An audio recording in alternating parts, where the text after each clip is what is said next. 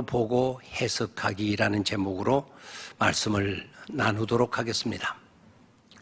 오늘 묵상하게 될 본문의 말씀은 사무엘하 16장 11절, 12절 두 줄의 말씀입니다. 다 같이 우리 사무엘하 16장 11절, 11절의 말씀을 같이 읽도록 하겠습니다. 또 다윗이 아비새와 모든 신하들에게 이르되 내 몸에서 난 아들도 내 생명을 해하려 하거든 하물며 이 베냐민 사람이랴. 여호와께서 그에게 명령하신 것이니 그가 저주하기에 버려두라. 혹시 여호와께서 나의 원통함을 감찰하시리니 오늘 그 저주 때문에 여호와께서 선으로 내게 갚아주시리라 하고. 아멘. 누군가에게 본의 아니게 상처를 입힐 때도 있고 누군가로부터 상처를 받을 때도 있습니다. 다들 온전치 못한 사람이 사는 세상인지라 그런 일이 전혀 없을 수는 없겠지만 그러나 그런 일이 일어나지 않도록 서로가 배려하고 이해하는 일이 중요하겠습니다. 그리고 설사 그런 일이 일어났을 때에도 그것을 대처하는 지혜와 능력을 갖추는 것이 중요하겠습니다. 자, 그러면 오늘은 우리가 누군가로부터 상처를 받는다면 그 상처를 준 그 사람을 어떻게 대해야 할까 하는 점에 대해서 말씀을 나누도록 하겠습니다. 특히 오늘 주신 말씀을 중심으로 하여 다윗을 통해 그런 것들에 대해 해답을 찾아보는 시간이 되시기를 바랍니다. 본문에서 다윗은 자신이 선대해 준 사람들, 그토록 잘해준 사람들로부터 상처를 받습니다. 그토록 잘해 주었는데도 불구하고 선을 악으로 갚고 그들이 나오는 것입니다. 그렇게도 잘 대해 주었었던 무비보셋이 배신하여 은혜를 준 다윗을 몰아내고 왕이 되려 한다는 소문이 바다하게 퍼졌습니다.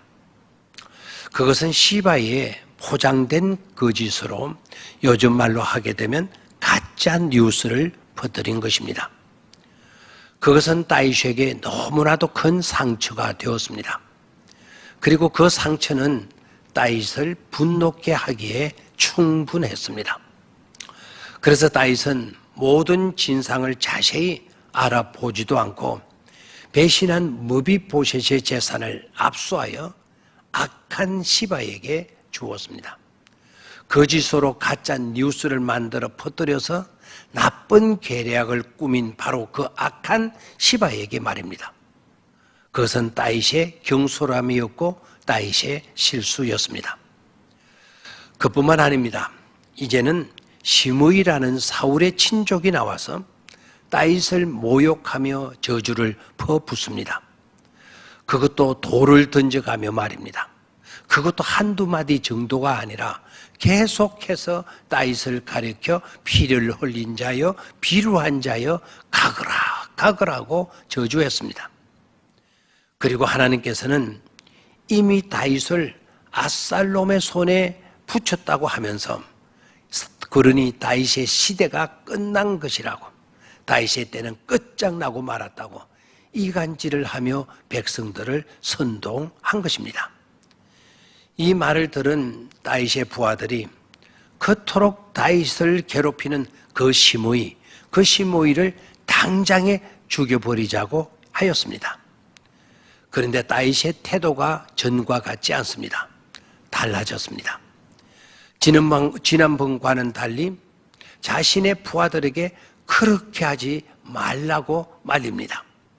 그리고 시므이를 하나님이 다윗 자신을 축복하기 위한 하나님의 은혜의 도구라고 말합니다. 나의 마음에 상처를 주고 괴롭히는 존재이지만 그러나 그것을 통해서 하나님은 선으로 갚아 주실 것이라는 확신을 갖고 있었습니다. 이게 중요합니다. 우리가 여기서 중요하게 생각해야 할 교훈이 있습니다. 좋은 환경이나 좋은 사람을 만나는 것도 중요하지만 보다 더 중요한 것은 먼저 우리가 그 환경을 어떻게 해석하며 받아들이는가 하는 것입니다. 즉 믿음의 관점, 즉 하나님의 관점으로 볼 것인가 아니면 나의 관점, 불신의 관점으로 바라볼 것인가 하는 것에 따라서 그 결과가 달라집니다. 삶이 달라지는 것입니다. 불신의 관점에 서게 되면 우리 자신이 괴로움에 빠지게 되고 낙심하게 되고 불만하게 되고 불평이 일어날 수밖에 없습니다. 그렇게 되니 하나님과 멀어지게 되어지는 것이고 낙심과 상처 속에서 모두를 원수 관계로 여기게 되고 말 것입니다. 그러나 믿음의 관점에 서게 되면 우리 자신이 감사와 평안을 소유하게 될 뿐만 아니라 그리고 하나님을 더욱더 신뢰하며 하나님의 선하신 역사를 맛보고 나에게 상처를 준 사람과도 관계가 회복되는 은혜를 누리게 되는 것입니다. 그런 고로 믿음의 관점에 서라는 것이죠. 우리의 환경이야 좋든 나쁘든 두 번째로 하나님이 우리를 선대하심을 확신하고 믿으라는 것입니다. 어떤 환경에 우리가 놓였든지 간에 하나님은 우리를 선대해 주신다라고 하는 그 믿음 분명히 하라는 것이죠. 좋은 환경만이 꼭 좋은 것이 아닙니다. 예수 그리스도 안에서는 좋지 않은 환경도 하나님이 선으로 돌봐주시기에 좋은 것입니다. 어려운 환경도 하나님의 선하심이 있기에 우리는 그런 환경도 감사함으로 받을 자세를 가져야 되는 것이죠. 하나님은 요셉의 어려운 환경, 이해되지 않는 환경에서 그 속에서 역사하셔서 선으로 갚아주셨습니다. 우리가 하나님을 사랑함으로 그 뜻 가운데 있다면 하나님은 우리에게 부딪히는 모든 환경을 선으로 갚아주신다는 사실입니다. 다윗은 자신의 마음에 상처 주고 저주하는 사람이 있다고 할지라도 믿음을 통해서 선으로 갚아주실 하나님을 믿음으로 마음의 안정을 찾았던 것입니다. 이것을 잊지 말아야 할 것입니다. 또한 세 번째로 오랜 시간 동안 괴롭힘을 당할 수는 있으나 그러나 영원히 당하지는 않는다는 사실입니다. 우리의 입장에 서서 보면 괴롭히는 사람과 어려운 환경은 아주 오랫동안 있을 것처럼 느껴집니다. 지루합니다. 좋은 일은 시간이 짧게 느껴지지만 언제 시간이 갔는지도 잘 모르지만 힘든 일은 1분 1초도 길게 느껴지는 법이니까 말입니다. 시므이는 계속하여 가면서 다윗을 괴롭혔습니다.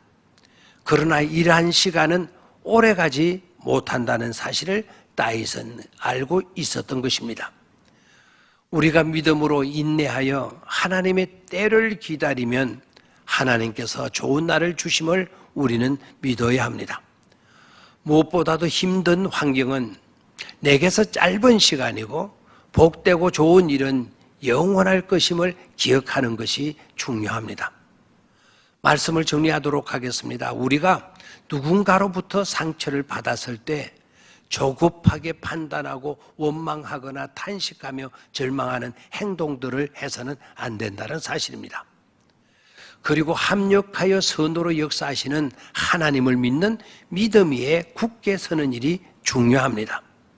그리고 긍정적 시각을 가지고 모든 것을 보고 해석하는 일, 소홀히 하지 않아야 하는 것입니다. 더 나아가 그 상처는 오래가는 것이 아니라는 것입니다. 그렇게 될 때 우리는 행복할 수 있고 믿음대로 되는 복과 은혜를 받게 되는 것임을 오늘 본문은 우리에게 말씀하고 있습니다. 오늘 하루도 이 말씀들 묵상하며 실천하며 살 수 있는 그런 복된 하루가 되시기를 바랍니다. 감사합니다.